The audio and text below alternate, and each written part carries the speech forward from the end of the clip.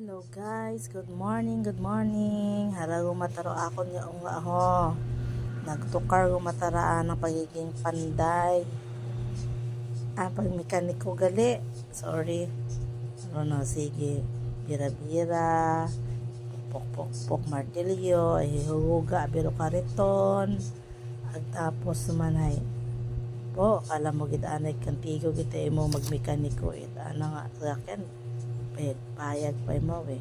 Pero bago do yun niya ron ay nagwala-wala gumati mo dahil nainusin na ro martilyo ay hindi na makita ay tinago ko, nagtinangis.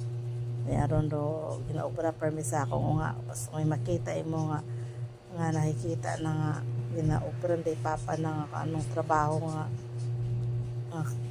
gusto rin niyang gayahin. Kaya dapat pagkatapos gamitin sana itago, iligpit, paano yan, pinakita niya sa bata yan, long nose niya.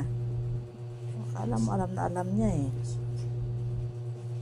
Si pokpok dyan, pokpok.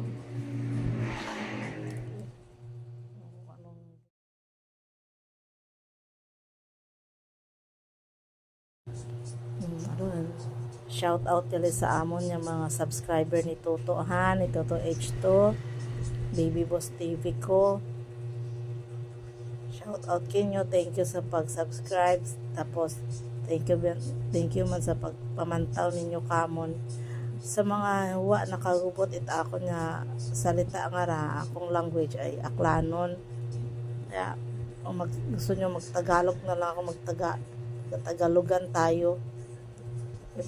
Kaya yung accent ng Bisaya o ng Tagalog is Bisaya, kaya dati-rati pinagtatawanan ako ng mga katrabaho ko pag nagsalita ako ng Bisaya kasi yung letter E sa akin is E, yung matigas, tapos yung matigas na I is E, kaya pinagtatawanan nila ako kasi ganun daw ako magsalita wala akong magawa Bisaya ako ganun talaga. Ayoko rin mag-iinarte na magsalita kasi kung ano lang yung buka ng bibig ko, yun lang yun. Importante magkaintindihan tayo Yung mahirap man yan hindi nga kayo marunong magbisaya. Kami nakakaintindi kami sa salita nyo. Sabi ko, dapat kayo matuto rin kayong magsalita ng Bisaya para magkakaintindihan tayo kung gusto nyo magkaintindihan tayo. Pero sabi, basic lang naman yung Tagalog na yan Yung accent lang talaga yung nagkakaproblema sa akin dati. Kaya yan, may iba tayo guys. Yung anak ko na kasi bunso ko. Dalawa lang silang magkapatid niyan. Yung panganay ko kasi magti 22 years old na. Tapos ito naman magti 3 years old. Kaya 19 years yung gap nilang magkapatid. Kaya masyadong pabebe sa akin to kasi malaki na yung kuya niya big brother niya, tapos siya lang yung baby, kaya yung pagmamahal talaga namin nasa kanya lahat. Kaya kaya mahirap din pag mga anak ka ng nasa 40s na.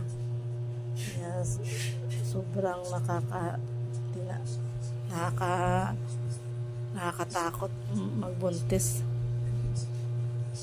Kaya itong baby ko, kaya baby ko talaga yan. Ayan na to siya, yung suplado. Pag umalis ka, pag pumunta kami ng mall niyan, ay nako, pag hindi masunod yung gusto, magwawala talaga, iiyakan ka talaga niyan. Hindi ko naranasan sa panganay ko yan dati.